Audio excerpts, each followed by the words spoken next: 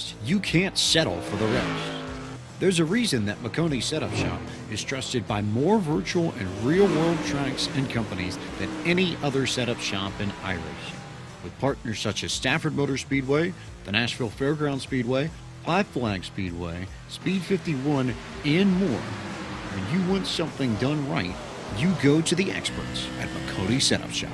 With setups available for most series on both asphalt and dirt, built by a team of professional builders consisting of some of the top talents on the service, McConey Setup Shop LLC has what you need to hit the track with confidence. Head over to McConeySetupShop.com and learn why McConey Setup Shop is the official setup shop of Richmond Raceway Esports and is partnered with some of the largest names in virtual and real racing. And remember, at McConey Setup Shop, there are setups, but your victories. I'm heading out, man. You want to ride? No, I got my car, but I actually really need to go to the bathroom.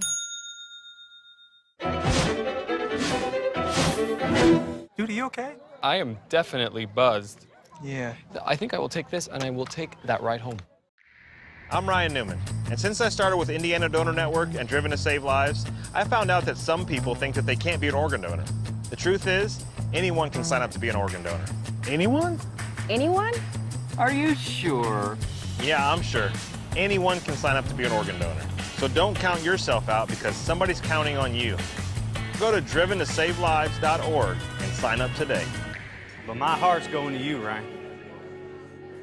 Love that shirt. If there's one thing every car guy hates, it's cleaning the garage.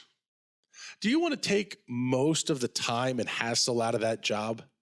Then call Zone Garage of Eastern Pennsylvania and New Jersey. Agnes and her crew will have your garage, shop, basement, or even your porch looking great all the time. With unique patterns and designs, plus the ability to incorporate your logo or any artwork, your space will never have looked better. Installation is done in 1 day, guaranteed, and Zone Garage offers a 20-year warranty on the top coat. Their coatings are durable, anti-slipped, and impact resistant.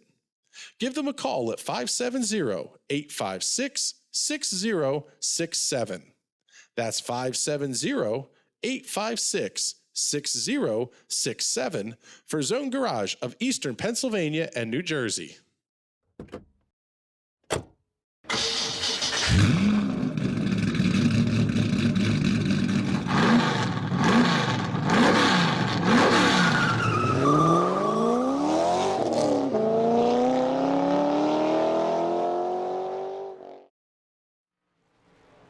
Good evening, ladies and gentlemen, and welcome to the Finger Lakes region of upstate New York, where tonight the National Racing Network is proud to be bringing you live coverage of the High Slide Cup Series. They will be taking on the Watkins Glen International Raceway. Let's tell you a little bit about the racetrack here as we get ready for qualifications to get underway. Originally opened as a permanent circuit in 1956, this 8-turn road course measures 2.43 miles. The cars for tonight's event are all team-built engines manufactured by Chevrolet, Ford, and Toyota, making upwards of 750 horsepower out of 4-speed manual transmissions, 3,300 pounds, 110-inch wheelbase. These cars are most certainly not built to go around road courses. They are oval cars, but they will get around this Watkins Glen International Raceway in an absolute hurry.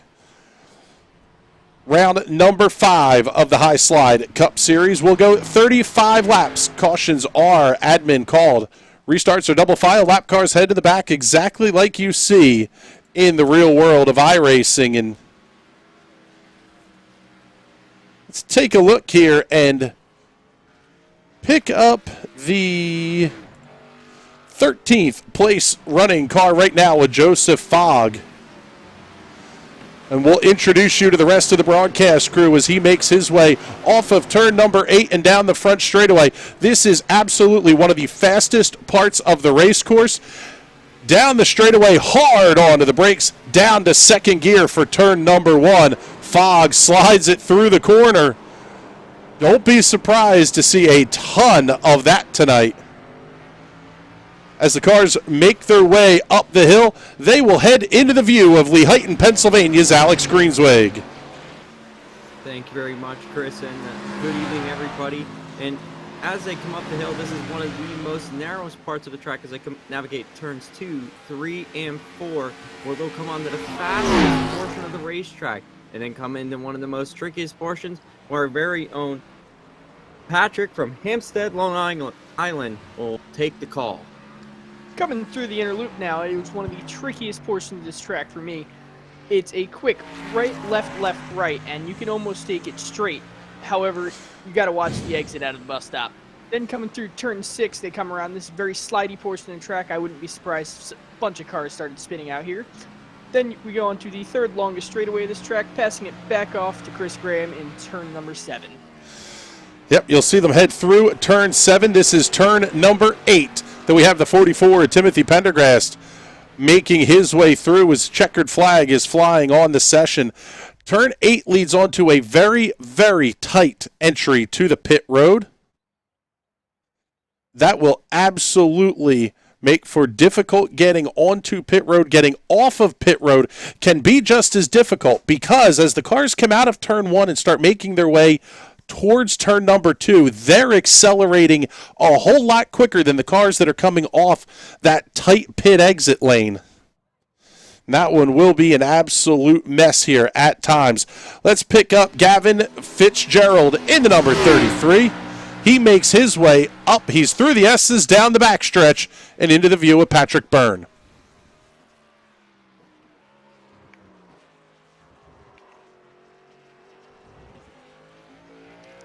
Sorry, it's not picking him up for me. All right, well, we got him here. So through the carousel, you'll see across the bottom of the screen, qualifying mode is enabled here. Basically what that means is you will see 3 different colors show up under the driver's name. If it is orange, that driver has gone slower than any lap that they have set to this point in the session. If it's green, they've set a new personal best for that sector. Purple means it is an overall new best time and could be very well on your way to pole here. Gavin Fitzgerald will be the first car to at least make an attempt at getting the car to the top of the speed charts here.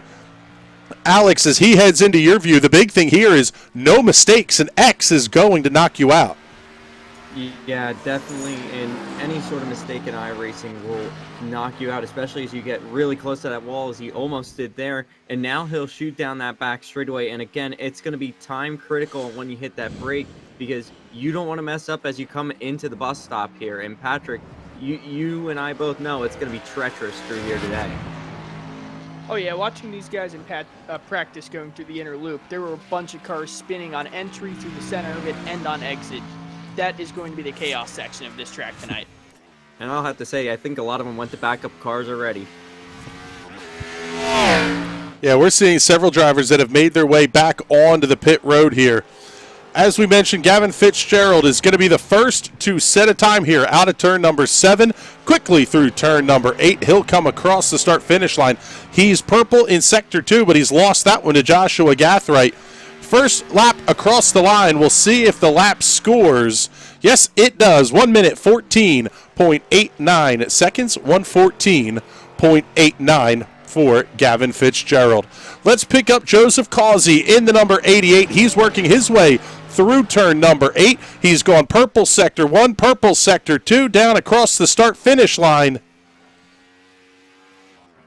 New quick time, top of the board, 1 minute, 12.95 seconds, 1.87 seconds faster than Joshua Gathright in the number 89. Already working up the S's towards Alex. Yeah, definitely, and he is hitting his marks, comes off the corner, nice, keeps it off the wall, hits the bottom of the rumble strips there, and he's going to take it. Oh, he's sideways. He's going to hit the wall, and that is going to end his qualification lap there. He'll probably end up taking it back to the pit area as he's going to come to a stop here and do a little burnout for us. And Patrick, I think his day is done in qualifying, but one lap wonder, as we call it, as now we pick up the tie car. He's sideways, or it looks like the tie car's a rendition. He's going to hit the wall. Oh my gosh. Time to pull out the second backup car, Chris, because they are wrecking them here in qualifying. Yeah, there's a lot of drivers that are having issues here. Gavin Fitzgerald did get both laps in the books. He improved to 114.66. This number 10 machine of Nicholas Lockard, there's going to be several cars in the race tonight that will have that Lockard name on the side of it. One of them we're expecting to see, I believe, the 65 machine. Don't see him in this one here, at least not yet, anyway.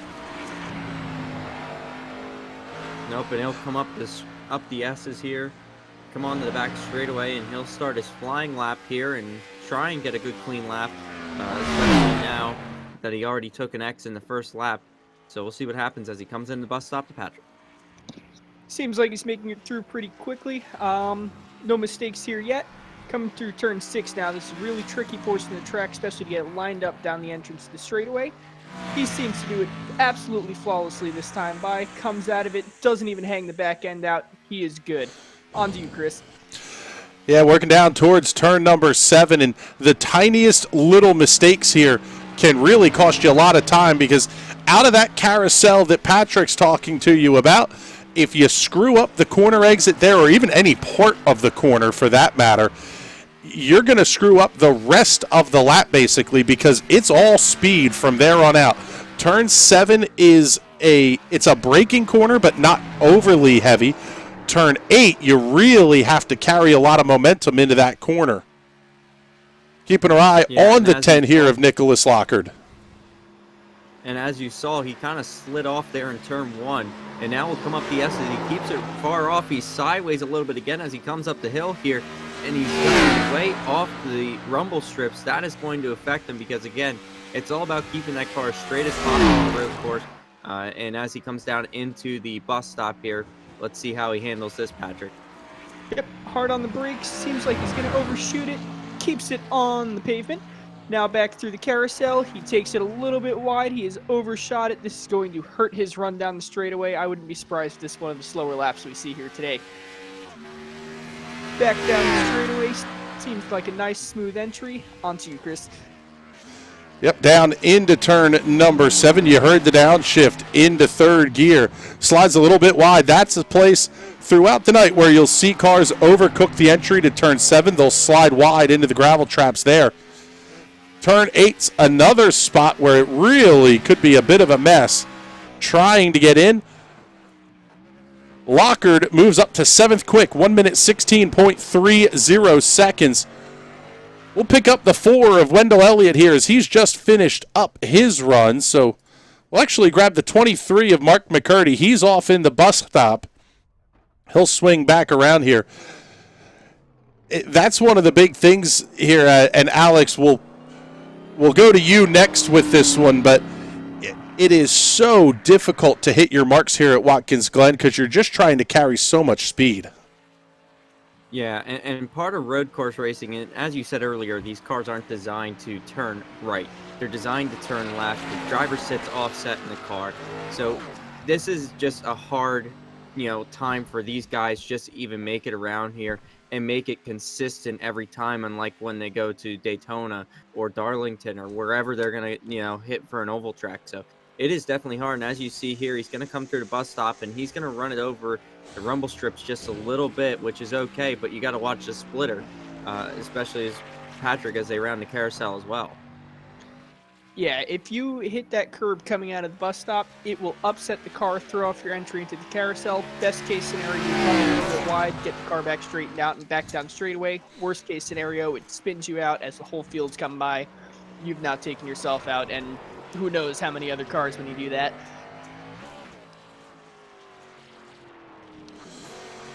Working it through turn number 8 is Mark McCurdy, one of the series rookies.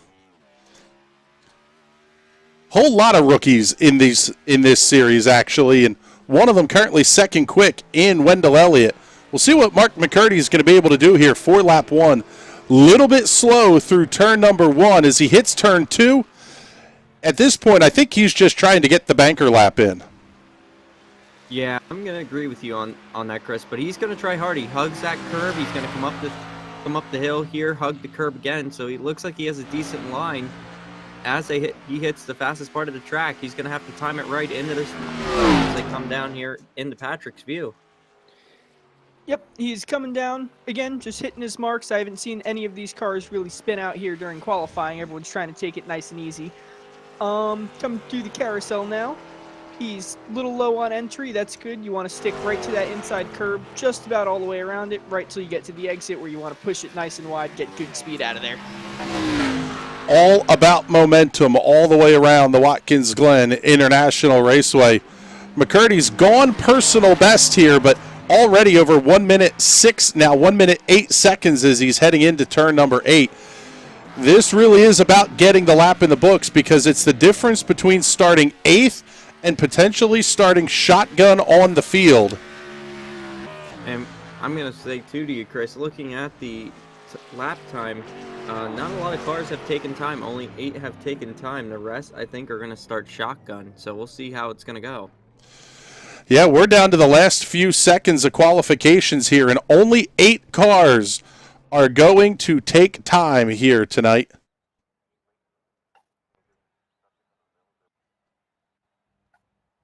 Let's get you the starting grid for tonight's racing action. On the pole is going to be Joseph Causey with a time of 1 minute 12.953 seconds. Wendell Elliott out of the Carolinas, 1.335 seconds back. He'll be on the outside of the front row. Canadian Gavin Fitzgerald on the inside of row number 2 with Carolina's Brooks Durning to his outside. Joshua Gathright and Anthony Props will make up row number 3. Nicholas Lockard and Mark McCurdy on row number 4. And that's the only cars that actually took time in the qualification session. Everybody else may have been playing the strategy game of waited out at the back, but you're going to be pretty well towards the back here. Rob Pendleton and Byron Shaw in row number 5. Christian Converse and Donnell Williams in row number 6. Row 7 will have Nathan Aldrich and Robert Thorens. Row 8, Derek Grigsby and Jeremy Gibbs. Row number 9, Evan Kelsey and Michael Pittman Jr. Row 10, Darrell Rector and Cody Henderson. Row 11, Timothy Pendergrass and Joseph Fogg. Row number 12 will have Garrett Velzy and Andrew Schroeder. Peter Hodgson and Anthony Gugliano in row number 13. And that will round out the field for tonight's High Slide Cup Series event at the Watkins Glen Raceway. Still waiting for Rob Pendleton, Garrett Velzy, and Anthony Gugliano to make their way into the race cars here. Let's get the comment up. Mark McCurdy saying good luck. I think everybody is going to need a little bit of that. Want to remind everybody, don't forget to like, subscribe, and follow so you don't miss any of the live racing action, whether that is on YouTube or Twitch. And want to thank everybody who's tuning in here and spending part of your Sunday evening with us. Taking a look at that field, Chris, I am definitely thinking we're going to see a bit of wrecking, especially the way how things went in practice. I wouldn't be surprised also to see the admins just not throw caution. This is a road course. Something that's atypical from road course racing is the full course caution. So you may see some more local yellows rather than full course yellows. And again, that's determined by the admins. And as you can see, they're rolling 2x2 now. And a little bit of formation lap. They're going to get one formation lap today as they come up the hill here. Nice formation. You can see our front row, Joseph Causey, Wendell Elliott. And we're going to see how they pan out. I don't know, Chris. I'm thinking I would want to be up in the front. Those that didn't take time, I think they're going to be in the hornet's nest. You know, Patrick, what are your thoughts on this? See, especially with how few cars took time, I would have even just putted around the track. You would have secured yourself a 9th place qualifying position. put you up there in the field, just right around those guys in the back. It is so hard to pass here, especially with all these cars on track. I think they just screwed out of a good night of racing. That's going to be a big key to this thing, is who is able to keep themselves out of trouble in a very big way here. The other one that will be interesting to follow is the team aspect of this as well. The Performance Sim Sport entries, those cars are all painted fairly similarly. We'll be able to keep an eye on those as the race progresses. That's going to be a big thing here, is the team can strategize out when we're anticipating having to make pit stops. And as the field works their way back around to us here, we'll get you the pit strategy graphics here so you can get a look at kind of when we're expecting things to happen here. The fuel window is going to be anywhere from 15 to 25 laps. The cars do have a 50% fuel limit. Tire wear is going to be about what you would expect here. The place, with it being a road course, it's going to be a 4-tire change every time they come in anyway. Drivers do have one backup car at their disposal, and it's not anticipated that anybody's going to lose a lap pitting under green. Pace car is in. Green flag goes in the air. We're underway here at Watkins Glen. Joseph Causey gets a fantastic jump into turn number 1. Keep an eye on the rest of the field here. Make sure everybody gets their way cleanly through. Looks like we're pretty good so far. Leaders are already up towards turn 2. Yep, here comes Causey up the hill. Wendell Scott in trail, as well as Gavin Fitzgerald as they come up the hill, hugging that line. They're going to go right down the back straightaway. Single file. You can't run 2x2 up through here and down to the bus stop. Joseph Causey now coming into the inner loop. Single file all throughout here. He's got a nice gap already. Everybody seems to be making it through clean. A little bit of stack up coming into the inner loop now. Joseph Causey going through the carousel. He keeps it nice and clean, increasing his gap the whole way through, now down the straightaway. One car goes off in the inner loop. He's all right, gets back on track. Already approaching 1 lap in the books for race leader Joseph Causey. He's going to be out front by a comfortable 2.5 seconds over Wendell Elliott and Gavin Fitzgerald. Trouble on the racetrack for Garrett Velzy. He has to jump back to the pit area. Let's get you a Hot Shoe Raceway instant replay. See what happened to Garrett Velzy here. That incident actually occurring, looking like it's occurring, I guess down the back straightaway, probably into the inner loop here. Oh, right on the exit at turn number 5. Gets it up against the outside retaining wall. He has to jump back to 1. We got cars spinning. Looks like cars spinning, facing the wrong direction at the bottom of the hill. He gets pointed in the right direction. They're already having a tough time with that bottom braking zone. Leaders coming through the inner loop now, going into the carousel. Joseph Causey has increased his lead now all the way up to 2.8 seconds as the rest of the field comes through the inner loop. Trouble coming into the inner loop. 2 cars off, 1 car spinning. That looks like the...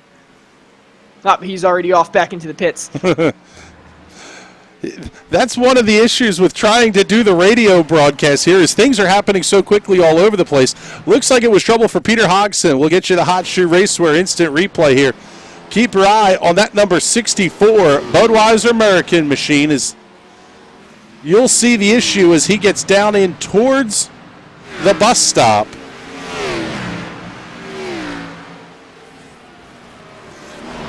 Yeah, and he's going to get tagged. Boy, gets shunted through there.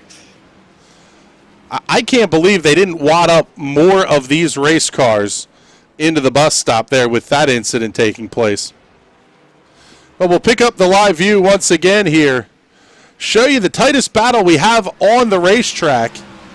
That's going to be the 42 with Derek Grigsby making his way up the S's. And it's a second gap all the way around here. Yeah, it is, Chris. When you take a look at it, you're especially up in the front, the leader is checked out. He's in another country across the pond. He's gone, but everybody from second and third on back, that is where, and there's a close battle as they come down the third longest straightaway here at Watkins Glen.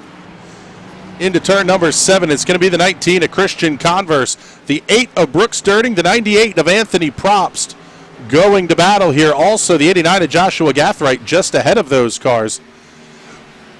Kind of interesting to see the 89 of Gathright take that line off the corner that sets him up to block the inside run. Everybody will stay single file cleanly through turn number 1 as they head up towards 2. Yep, and as they come up the hill here, still a tight battle as they are making their way up here. They're going to hold that bottom line, keep from any sort of nose or air that they're going to get as they come down the straightaway. And they're still probably a couple car lengths apart. They still can't make that move, but the bus stop is always one of the main passing points here at the Glen as they run it down in here nice and hard over the rumble strips. Yeah, so far I see no real trouble actually in the bus stop, only entering and exiting it. As Joseph Causey has already passed through, he's already going down into turn 7. A few more cars straggling on through. Everyone seems to have a nice big gap between them now. Taking a look here at Wendell Elliott and Gavin Fitzgerald. This is the battle for the second position through turn 7, now making the hard right hand turn number 8. Elliott and Fitzgerald gap by about a half a second as they make their way down the front straightaway. You just see race leader Joseph Causey disappearing into the distance. Already 5 laps in here, I would fully anticipate that we may see some drivers attempt the undercut, especially if you're caught up in a mess of traffic, but we're side by side. Yup, and as they come up the hill, we got a new runner-up. It's Wendell Scott. Wendell Scott pulled a nice move to the inside as he comes up the hill down the straightaway, and he is going to pull away. I'm sorry, Fitzgerald is going to pull away here over Wendell Scott. Fitzgerald made that excellent move there, and I think he's going to chase down your race leader. I think he was saving it to make it a show here. Yeah, Wendell Scott, Gavin Fitzgerald going through the inner loop now. Coming into turn 6, Gavin Fitzgerald looks like he's going to just absolutely run away with this. He is increasing the gap as we speak. 4 cars now through the mid-pack coming through the inner loop. They get there about single file, about a second and a half in between each of those cars now. So let's pick up your race leader, Joseph Causey, as he works off of turn number 8 and down the front straightaway. Let's do this. Let's get you an onboard here from the gyro cam. Give you a look at what he's seeing and watch his hands work here. These cars, they really can be absolutely twitchy on throttle on exit, but I'll tell you what, Causey really smooth as he heads up the S's.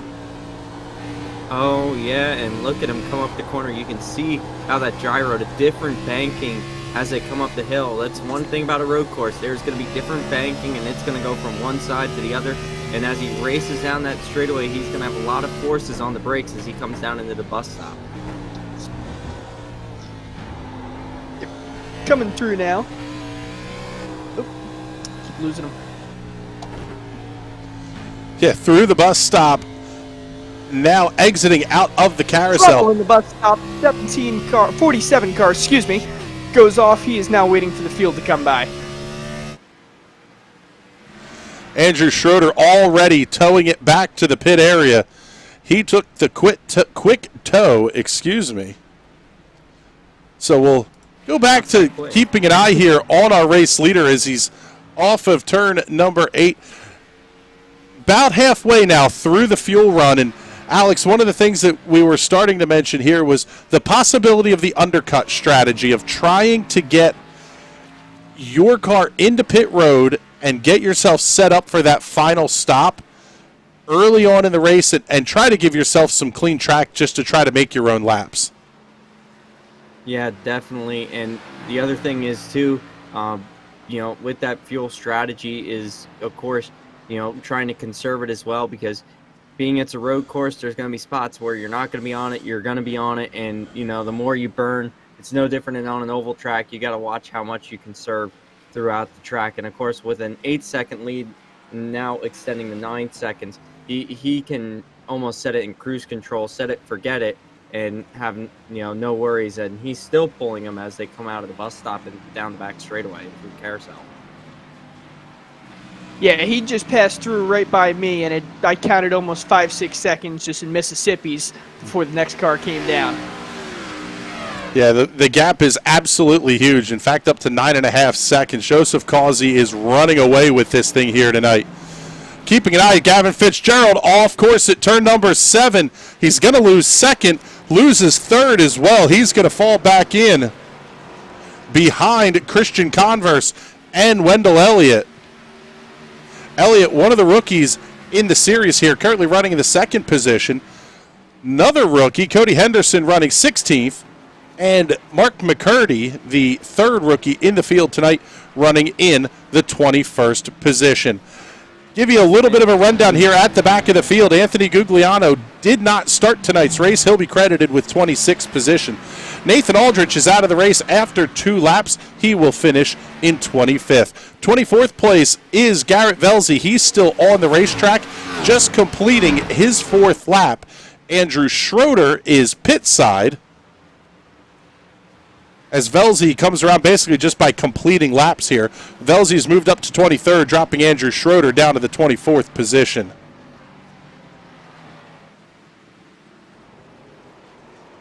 Right now, keeping an eye on the racetrack, we got one down at the bottom of the hill that missed the exit there. But your race leader, though, he is starting to come into some lap traffic. He's starting to see him as they come down the hill.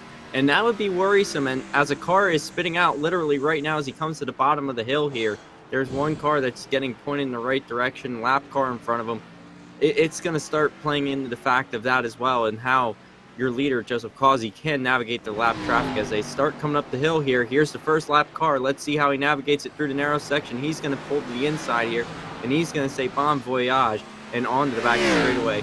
And he'll have to deal with the next lap car coming into the bus stops. Yep, as he passes 20th place's Robert Thorns coming into the bus stop. Does he try to make a move here? Nope, he sits behind him patiently. I imagine he'll make his move through turn 7. No, he doesn't, coming on the inside of him through the final section of the bus stop as he increases gap onto the next car through turn 6.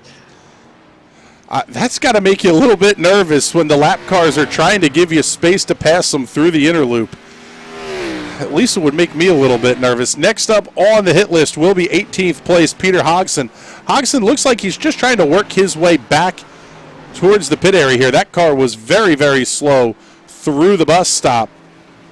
It really is interesting to see. Down at turn number 1. Trouble, turn 1. We got one into the inside wall. It looks like the number 17 and Michael Pittman Jr. He is facing into the inside wall right now and almost in the racing line. And it might play an effect here as here comes your race leader in a lap car. He'll pull right across the racetrack and out of the way. Oh, man, that was a close call, especially with the race leaders now starting to come in. And he'll pull right back in to the racing groove and probably end up taking it to the pit area as soon as he can get it pointed in the right direction. Nope, he'll hit the wall again. Ooh, almost comes on right back in front of second place there. Yeah, that's it's these cars are so difficult to get spun around the right direction here on the grass, and finally the 17 of Michael Pittman Jr. able to get that car squared up the Texas Roadhouse entry. We'll swing up back towards the front of the field here. Is Gavin Fitzgerald, Wendell Elliott going to be battling? This is the fight for the 3rd position out of the bus stop in through turn number 6. Yep, as they come on through their single file, looks like the number 4 car gets out of there just a little bit slower. Gavin Fitzgerald's going to come on behind him and goes to make the move coming into turn 7. Everybody clean through turn number 7. All about setting up where you want to make the pass here. A little bit of a tank slapper out of the 33 of Gavin Fitzgerald. One car trying to get onto pit road here, not able to make the pit entry cleanly. Heading down towards turn number 1, still going to be Elliott, Fitzgerald, and Props. This is a 3-car battle all within a half second. And as they race, they got lap traffic ahead. This is going to play havoc as they come up the hill here. They're going to go look into the inside, make a little contact. The 4 car, that is Elliott, makes a little contact with the lap car, but they'll get clean and through, but it's going to be a battle as they race down to the bus stop, and it looks like Elliott's going to put a bit ahead of your 4th place running Fitzgerald. Yep, as we have Christian Converse coming into the bus stop. Elliott looking to pick up some time. He gets out of the bus stop cleanly. So does Gavin Fitzgerald. coming into the carousel, still single file. Nobody looks like they have any advantage just yet. Out of the carousel, they all look like they get off cleanly. And Patrick, it's interesting to follow these cars through the carousel. They're not taking matching lines. Interloop, one car comes off. That will be the number 36 car. He seems to get it spun back around, coming back onto the racing line now.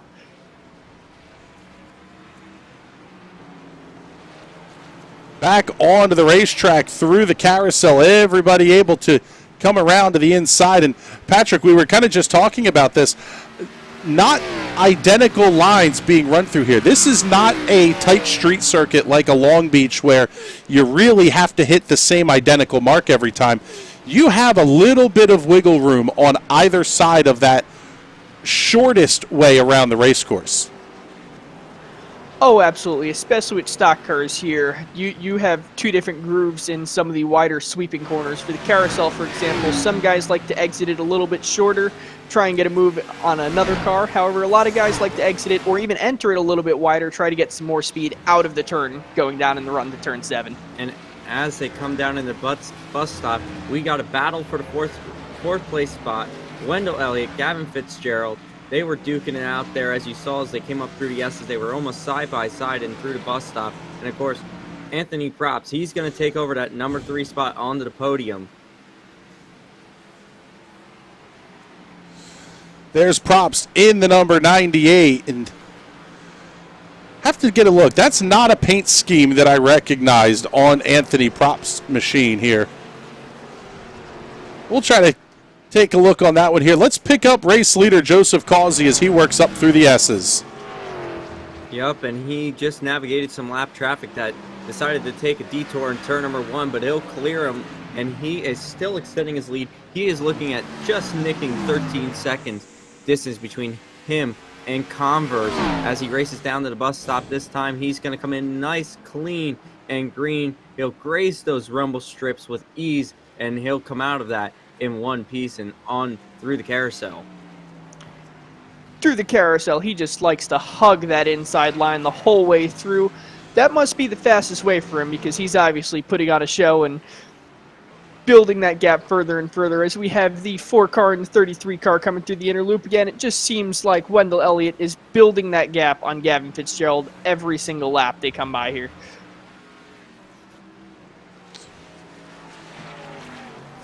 Cleanly through turn number 8. This will put lap number 14 on the board here. And what do you think, gentlemen? How about we get the announcers to be quiet here, and we'll give the fans a chance to crank it up.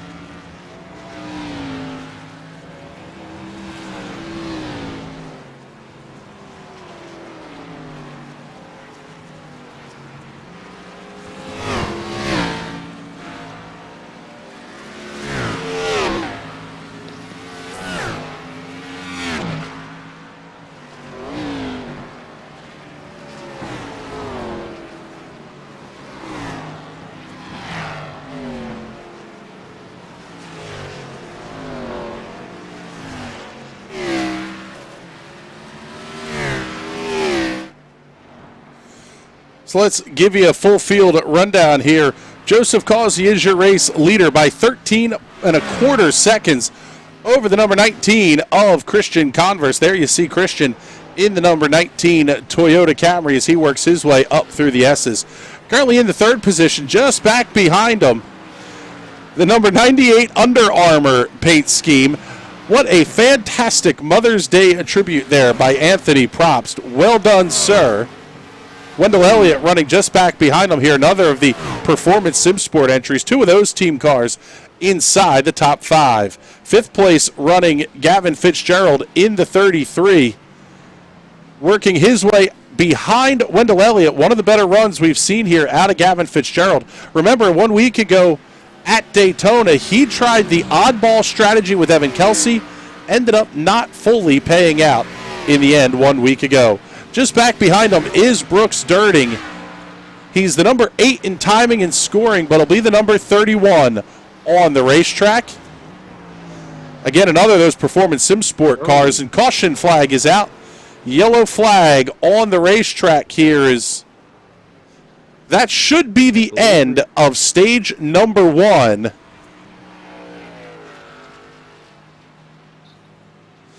Joseph Causey getting the win in the stage by 14.6 seconds.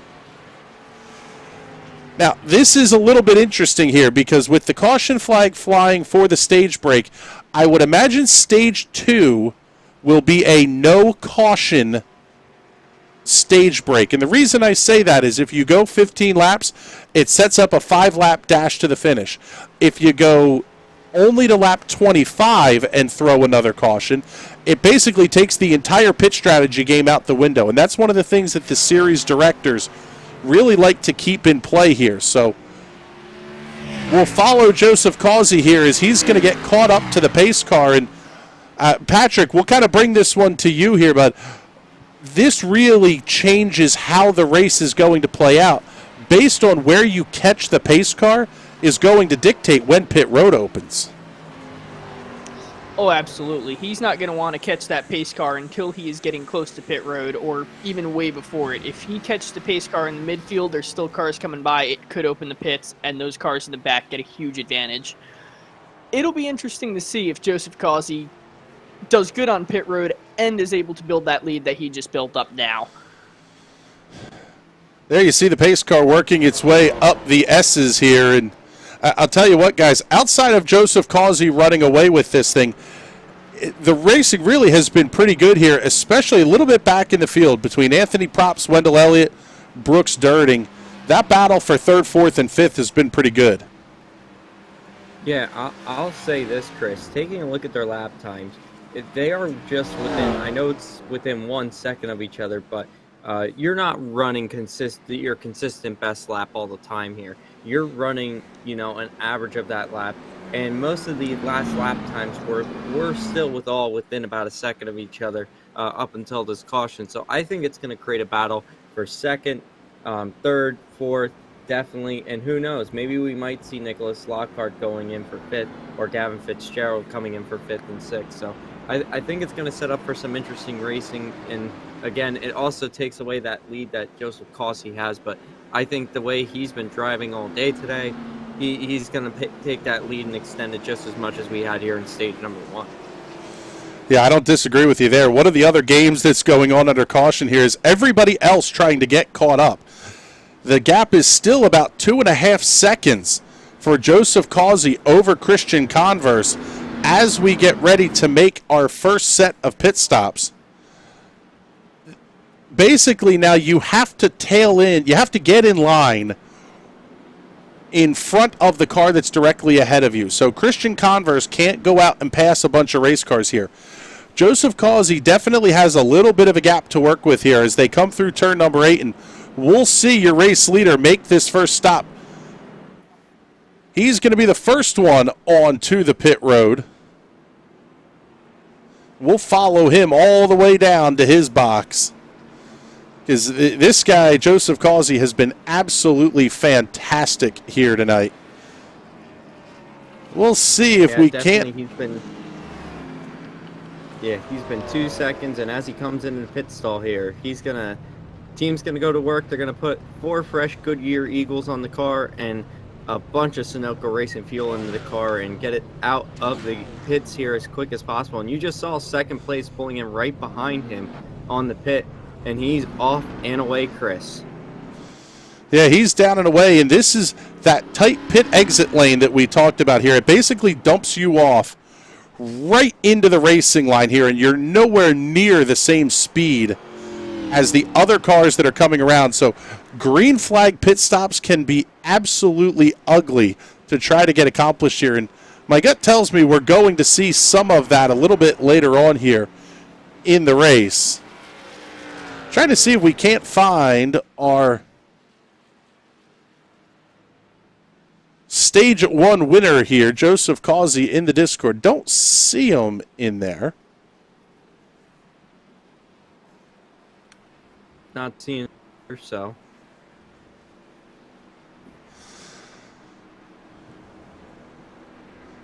See if we can't pick up driver running in the 4th position here, Gavin Fitzgerald. And Gavin, you had a pretty good run there in stage number 1 here. What are your thoughts as we get ready to go back to green?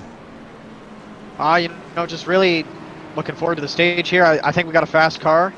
The Giant Tiger Chevy's wicked fast on the short run. Just hoping to convert it into some long run speed here.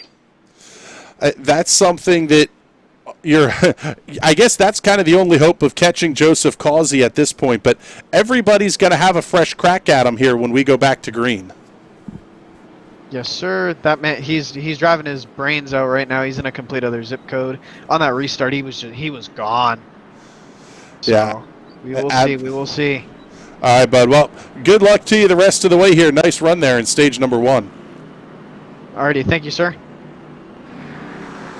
So there you go. That's Gavin Fitzgerald piloting that Giant Tiger number 33 Chevy Camaro ZL1. And guys, as we get ready to go back to green flag racing here, one of the we'll say one of the fun things that we got to see out of iRacing this week, the introduction of the next gen cars. I have not gotten to pilot one of them yet. I don't know about either of you guys, but everything I'm hearing, it is a complete game changer from the Cup cars that we're running today. Oh yeah. I mean, I definitely haven't, but I heard the same thing, especially from the other groups that that I talked to, and especially the NASCAR drivers are saying even now that even in the real world, it's going to be a completely different game changer, especially with the new independent rear suspension, the trans rear axle in the car, the different body, symmetrical body, different frame. It's going to be a complete revision of what we see now with the Gen 6 cars. Oh yeah, I was actually playing with the car a little bit earlier today, and it's a lot slidier. It takes corners so much faster. Most of the 1.5 miles are very, very, very racy now. Hopefully, both on iRacing and in the real world, it puts on a show every single weekend like they were hoping for. And Patrick, back to you with this one. It seems like they're on the supercars platform, so we may see the road course racing get just as good as hopefully what we see in Australia every weekend too. Oh, absolutely. Even this year, NASCAR's put a bunch more road courses onto the schedule. Hopefully in the coming years, we get many, many more. Fields side by side making their way down the straightaway towards turn number 7. Lights are out on the iRacing safety car, so we'll go back to green flag racing here on lap number 19. And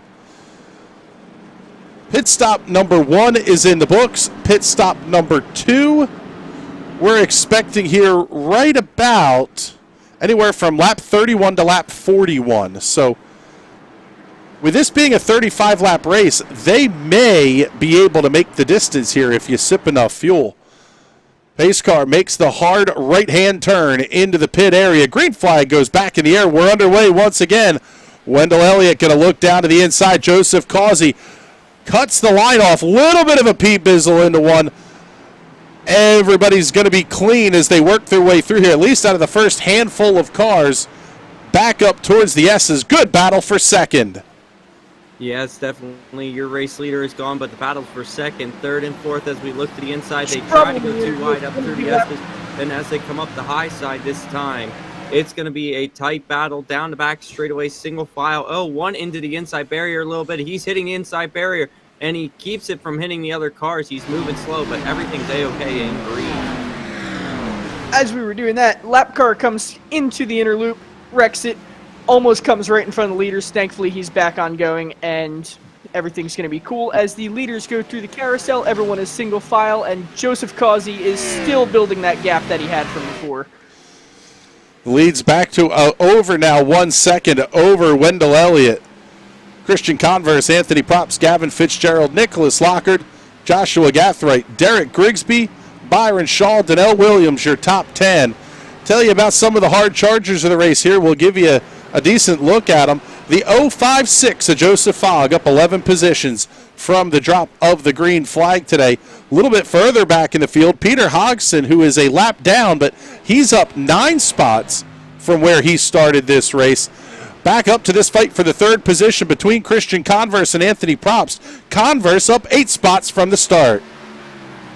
Yes, and it's going to be a 3-horse race for that number 3 spot as they race down the back straightaway.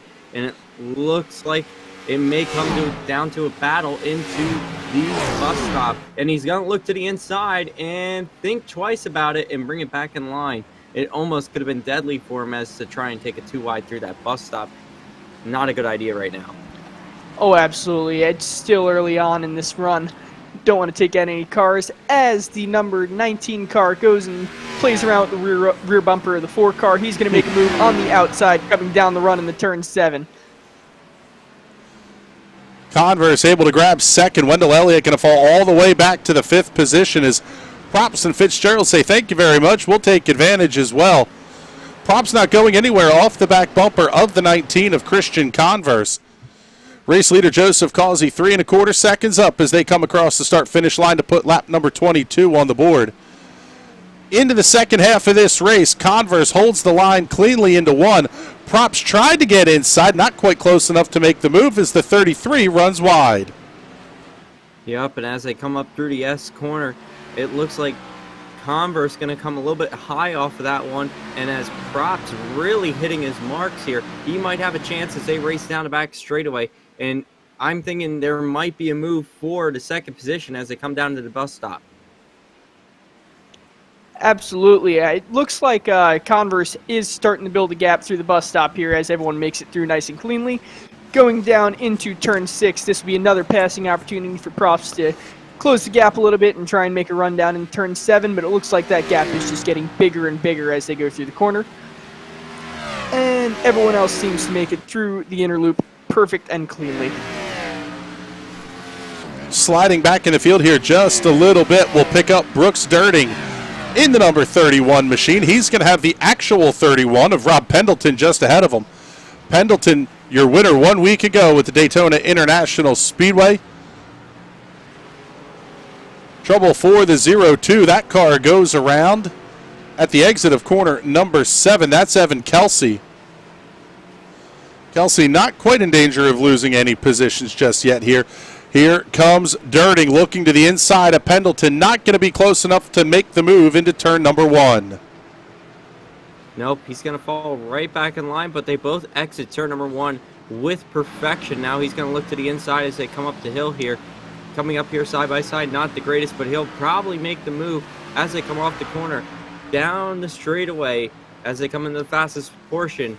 He's going to look and not sure what he's going to do here. He's going to look to the inside. I think he's going to make the move here in the bus stop. Nope. Backs out of it, comes, just sits right behind him, single file through it. Looks like he gets through the latter portion of the inner loop faster and is going to make his move coming into turn 6. Going down the inside, clears him, completes the pass. That was perfectly executed. Yeah, I don't know that you can say much more about how to complete that pass. Sell the dummy going into the bus stop. Get Pendleton to react to that exit with a lot more corner speed. Makes that pass through the carousel significantly easier to try to pull off. We'll look back up towards the front of the field here. Pick up Christian Converse. This gap back to Anthony Props, now back down inside of half a second as they make their way through turn 1. Yeah, but Converse having a little bit better coordination out of turn 1, but not as he came up the corner here. It's going to narrow as Props now going to look at Converse a little bit more, but I think Converse having a bit more speed down the long straight into the bus stop. Not going to happen yet, but given a little time, I think Converse is going to have some company for that number 2 spot. And of course you can see the leader there. I think they may be able to keep up with the leader as well. Yeah, it does not look like Joseph Causey is building up nearly the size of a gap that he had built up before. He's still got a decent gap, but it's no 14-second gap like we saw earlier in the race. For the first time this race, we're actually seeing the gap to the race leader. Oh, the race leader's off the racetrack at turn number 7. Dirt track, and it dukes a hazard back up onto the racetrack. Joseph Causey gave up a ton of time there, going off track at turn number 7. He's back here at the front of the field, but I'll tell you what, I don't know if this is a little bit of a handling going away or even potentially just trying to save a little bit of fuel, but sometimes, Alex, you can really turn into a big mistake when you try to back off. Yeah, definitely. If you're not hitting your marks right, it can really mess you up, because when you're driving, you get into that mindset and you're hitting your marks left and right, but as soon as you need to go into fuel conservation mode, it's hard to take your mindset and move it to that. And we saw that with the mistake. We'll see how he goes through the bus stops. A little bit loose there as he hit that rumble strip, and he's still sliding a little bit out of it. I don't know. I think he also maybe could be losing the tires here shortly as well. Yeah, it almost looks like he's just overheated those rear tires. I saw him sliding a little bit through the carousel as he went through. Either that or he set his brake bias way too far to the back, because it seems like on the entry to all the corners is when he starts to get a little bit loose. Yeah, in fact, he's wide at turn number 7 once again. Not nearly as far off the racetrack as he was last time, but as we work lap number 25 here, want to make sure we get all the sponsor thank yous in here, including Brother and Sister Trucking. Thank you very much for your support of the High Slide Cup Series. Also, Ray's Automotive out of Smithfield, Virginia. Thank you very much for your support of the series as well. Finally, Alarm Technologies as well. Make sure you check out all the fine folks that make these broadcasts happen here for the High Slide Cup Series. Also, our partners here on the National Racing Network as well. And Patrick, we'll throw it to you as your race leader heads to the bus stop. He looks like he's coming through. He seems to found fixed whatever problem he was having before. Nice and clean, tight through there. Coming through the carousel now, doesn't get it nearly as sideways. He's just hugging that inside line like he was before. Maybe he's given up on fuel saving and has just decided to keep hitting his marks and get him on straight pace. Yeah, the gap's staying steady right about 2 1/3 seconds over second place running Christian Converse, as Converse makes his way through turn number 7. Anthony Props running into third position. Call it 8 car lengths back as they reach turn number 8. Gavin Fitzgerald going to be right there as well.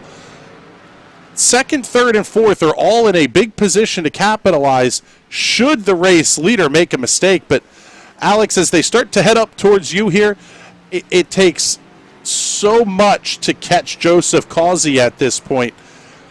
I don't know that anybody's going to have the juice to get it.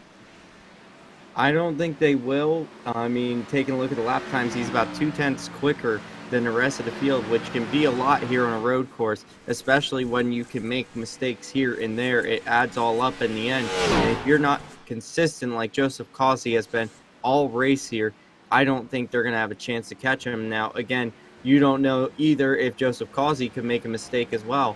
But right now, he's extending his lead to about 3.2 seconds. And Patrick, I think it's going to be interesting if he makes a mistake as they come down the backstretch in the 7th.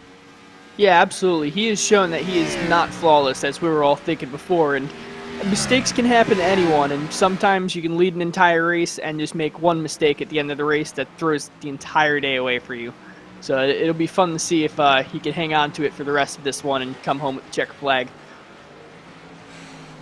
Seeing a couple cars having issues. Jeremy Gibbs and Evan Kelsey both having issues here. The gap holding steady at about 3 seconds here for Joseph Causey over Christian Converse. Anthony Props, Gavin Fitzgerald already working lap number 28.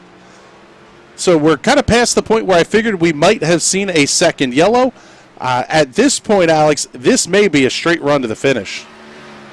I think it's going to be a straight run to the finish. I think they're doing it in a 2-stage format tonight, especially since it is a road course. And as I said earlier, we saw a lot more local yellows than we saw full course yellows today. We only actually saw the stage break yellow. And it seems like this round as well, not as many incidents. I think drivers have. Big trouble into the bus stop for the 19 of Christian Converse. He absolutely airmailed it into the bus stop. Let's get you a Hot Shoe Racewear instant replay of that one. Just flat overcooked it in a big way. Caught the curbs wrong. That almost looked like he had an issue with the wheel, the physical wheel in his hands, because that car went straight off, straight back onto the racetrack as well. But Christian Converse now back to the 5th position. We'll see if he's going to have to come into the pits here. Working his way through turn number 8. Converse stays on the racetrack, but gave up a ton of time. In fact, Wendell Elliott lost the spot to Gavin Fitzgerald as well. Looks like Fitzgerald with a little bit of a wiggle out of turn number 1. So let's reset things here. Joseph Causey still the race leader. The gap 5 1/4 seconds over Anthony Props as they head down the back straightaway. You see your race leader making his way into the bus stop. Props runs in second. Gavin Fitzgerald just behind Anthony Props. He runs in the 3rd position. Sliding back here to pick up Wendell Elliott. He runs 4th.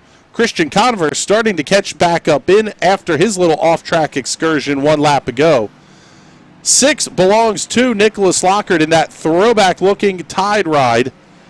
Not a bad idea here on Throwback Weekend and the Real World at Darlington Raceway. Joshua Gathright in the number 89, running in the 7th position. He's down 2 spots from the drop of the green flag. 8th belongs to the 42 with Derek Grigsby. That's the tightest battle here on the racetrack. Just back behind them, the 81 of Byron Shaw in the 9th position. Joseph Fogg going to round out your top 10, but we'll stay right here with this battle as they work off of turn number 8. It'll be 5 to go next time by for the race leader, but Joshua Gathright holding on by about a half second over Derek Grigsby as they head into turn 1. Yes, and as they come out the corner, Gathright having a better exit than Grigsby. Grigsby's going to lose a little bit of ground as they come up the hill this time, and Gathright really hugging that rumble strip. They come up the hill, and I'm thinking Gathraight's going to be able to hold them off at least as they come down to the bus stop, down the back straightaway to Patrick. As they come into the corner, hard on the brakes now. Coming through, looks like he's going to keep it up there nice and tight. Looks like the gap is still going to be increasing. He has sealed the deal. No chance of getting past now. As he comes through the carousel, keeps it nice and tight against that white line. It comes out a little bit just to get a good run and set up for the exit of the corner. Down the straightaway now, plenty of speed. He is going to still build that gap. Not a chance he's getting past anymore. On to the next one.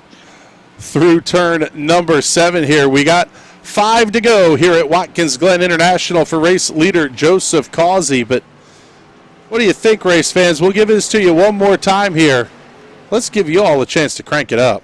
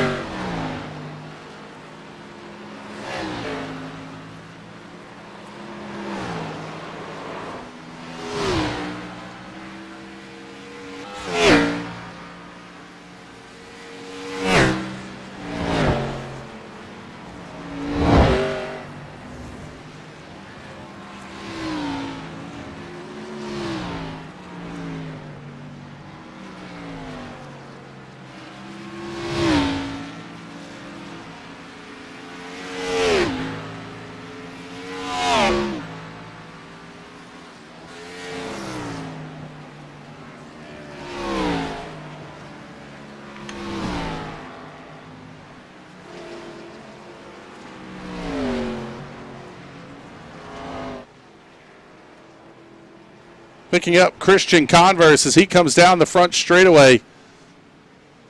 Now 4 laps to go here at Watkins Glen International. Converse has Wendell Elliott behind him by about 0.7 of a second.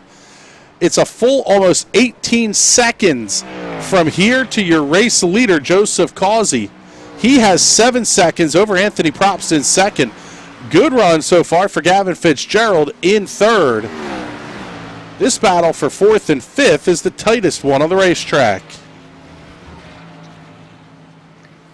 As they come into the inner loop, looks like they're both going to make it through nice and cleanly as Wendell Elliott looks to close that gap down and pass Christian Converse for that fourth place position.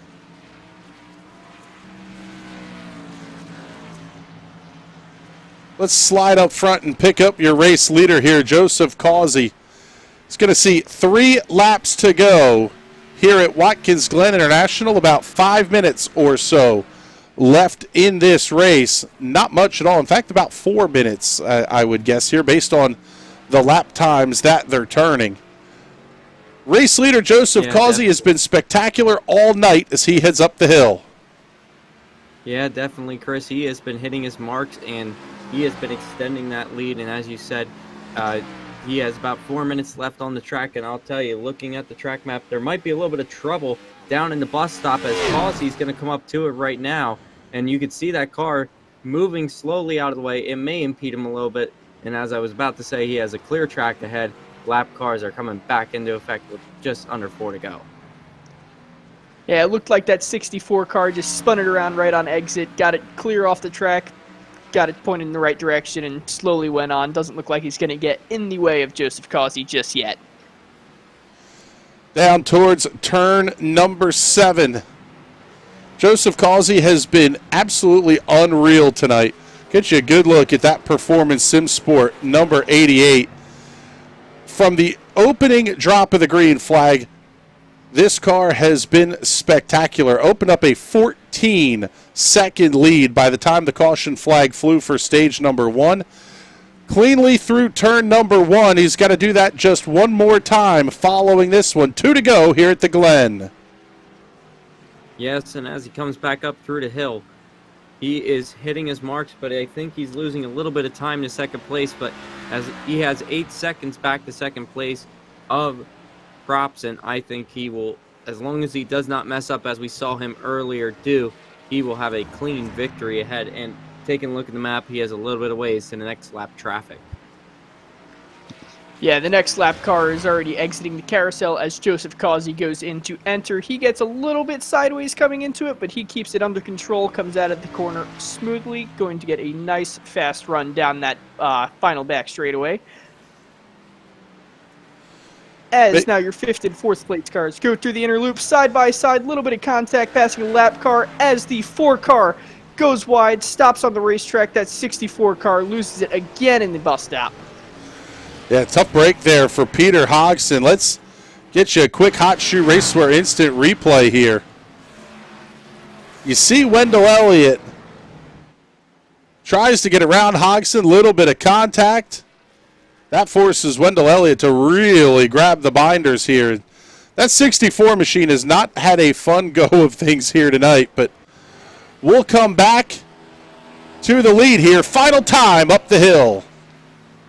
And as he goes through the S's, he'll navigate the backstretch for the final time, and he's going to send it down to the bus stop one more time. A little bit of lap traffic a ways ahead, but he just has hit his mark a few more corners, and he'll be taking home the checkers as he comes through the bus stop.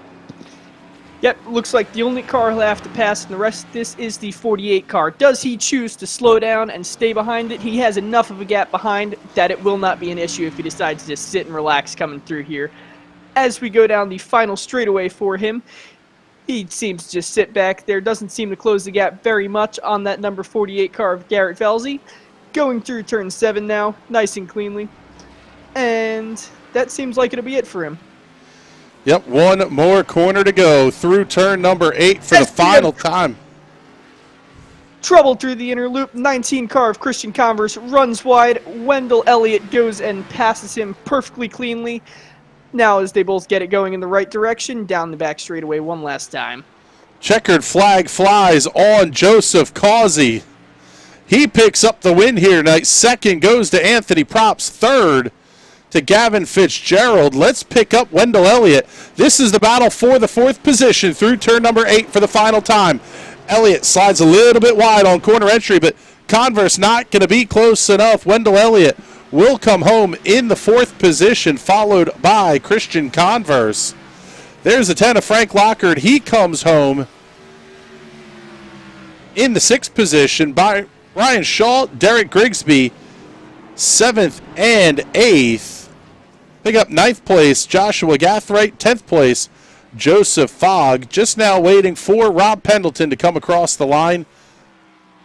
He's going to be the final car on the lead lap here in a very, very hard-fought race at Watkins Glen International. Let's pick up your race winner here as he heads back down towards turn number 7. I am fairly certain we are going to see Joseph Causey absolutely burn that number 88 to the ground here.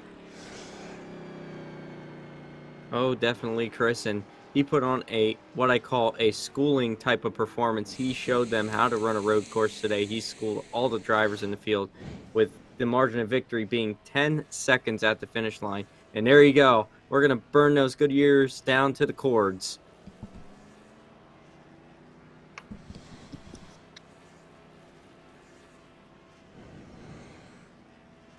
Seems like he's just going to do the classic hold the brakes and send the car sideways down the front stretch to stop it on the checkers and grab that checkered flag. Nope, he keeps going. I tell you what, very Kevin Harvick-esque burnout here for Joseph Causey.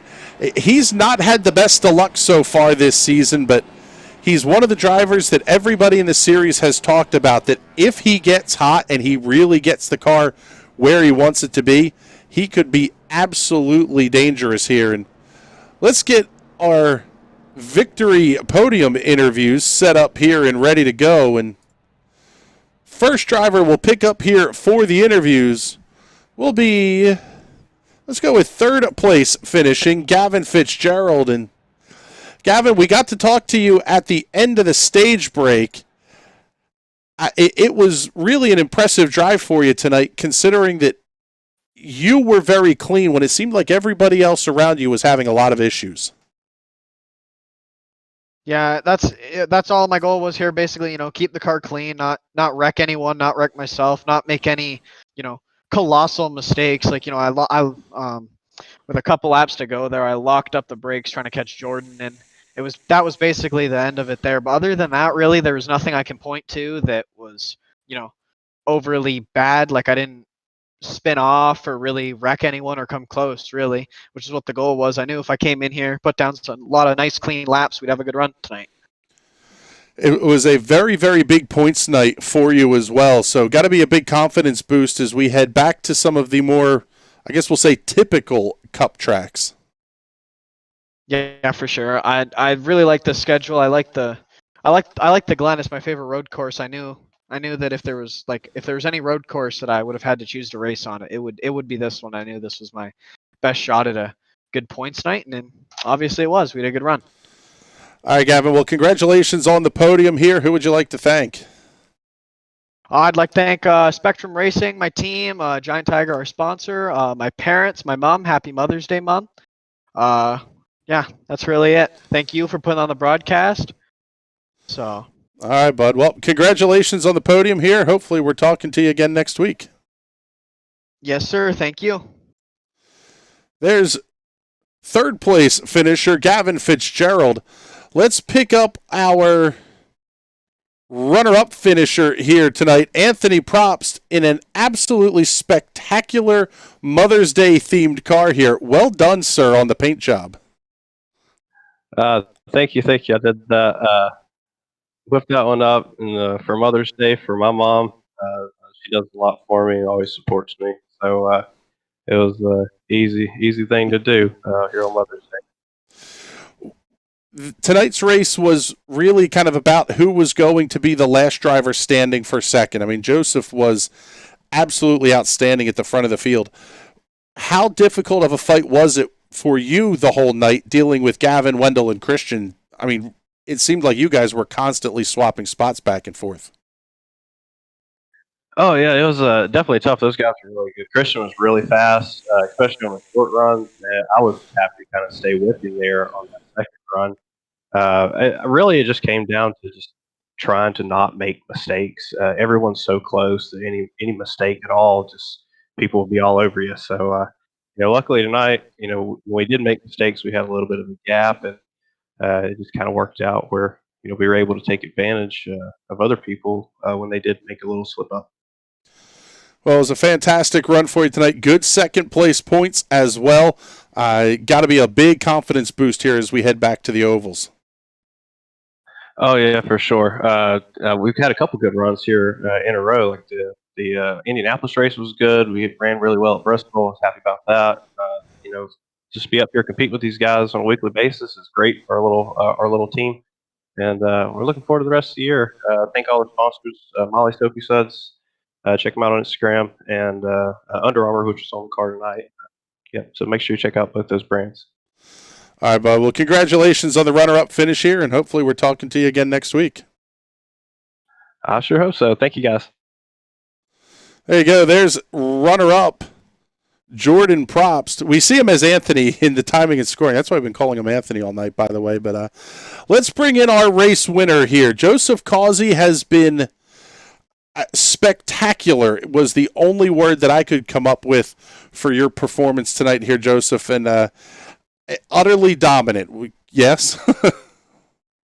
Yes. I expected to come here to dominate this one, so I was, I didn't know who was in my range of field, but apparently I was pretty good to be in my own field. At one point we talked to Gavin at the stage break, and he said you were in your own zip code, more like you had crossed the border into Canada on him in stage number 1. Was that the plan all along, was just to gap him as much as possible and avoid any carnage out there? Oh, yeah, that was basically my plan, just to stay away from everybody. I didn't want to be around anybody, because you never know what could happen. Someone get loose beside you. If I want to wreck, I want it to be on my own, occurrence. Well, you definitely tried it at one point, coming off at turn number 7 there. What was going through your head when you were, full Bo Duke there? My wife was handing me a drink. So I kind of went off into the grass in the sand. Oh, so I kept it straight on. That's absolutely spectacular. Beverage service while working turn number 7. That's a new one for our broadcast world here. Well, I tell you what, it was a fantastic run here. You're locked now into the playoffs. That's got to be, pretty cool feeling as well. So who would you like to thank and kind of wrap things up for us here? Thank Garrett. Thank y'all for putting on the broadcast. Thank my guys, Performance in Sport, have me with them. And thank my wife. Happy Mother's Day for her. She's over here giving a thumbs up. Well, there you go, buddy. Congratulations on the win tonight, and we're looking forward to talking to you more this season. All right, appreciate it. There you go. There's your race winner, Joseph Causey, and that boy having a good old time here tonight, that's for sure. And I tell you what, gentlemen, as we get ready to wrap things up here, we'll get the full race results up on the screen for the viewers. Joseph Causey picking up the win by 10 seconds over Jordan Probst. Gavin Fitzgerald third. Wendell Elliott, Christian Converse, your top 5. Nicholas Lockard, Brian Shaw, Derek Grigsby, Joshua Gathright, and Joseph Fogg complete the top 10. Heading back through 15th, it's going to be Rob Pendleton, Jeremy Gibbs, Evan Kelsey, Timothy Pendergrass, and Garrett Velzy. Danelle Williams, Peter Hodgson, Brooks Durding, Mark McCurdy, Michael Pittman Jr. through 20th. Darrell Rector, Robert Thorns, Cody Henderson, Andrew Schroeder, Nathan Aldrich, and Anthony Gugliano round out the field. And Alex, we'll kind of come to you first here. Can we say anything more than it was a clinic by Joseph Causey tonight? Man, everybody got schooled. And, of course, he almost had a beach vacation over there in turn number 7. He had the service. I'm thinking he must have got a little umbrella with it as well while he was getting his drink. But I will tell you, he put on a school tonight. them boys need to go take his class, because whatever class he was teaching tonight, they were not paying attention. And he smoked them by a country mile. Yeah, Patrick, we talked a little bit pre-race about strategy. We talked about all the what-ifs. It really boiled down to consistency, not missing your marks, and just being clean for 35 laps.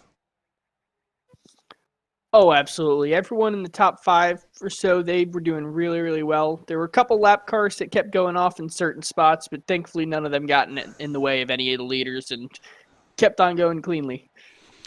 Yeah, that was kind of an interesting thing, was that everybody got to run their own race. Even the drivers that were having some issues towards the back of the pack, we didn't see a ton of, really unsafe re-entries, holding up leaders, or even worse, taking out leaders.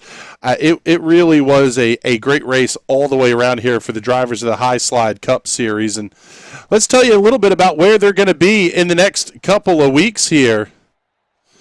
We head first next Saturday night to Richmond Raceway. That one's going to be a ton of fun.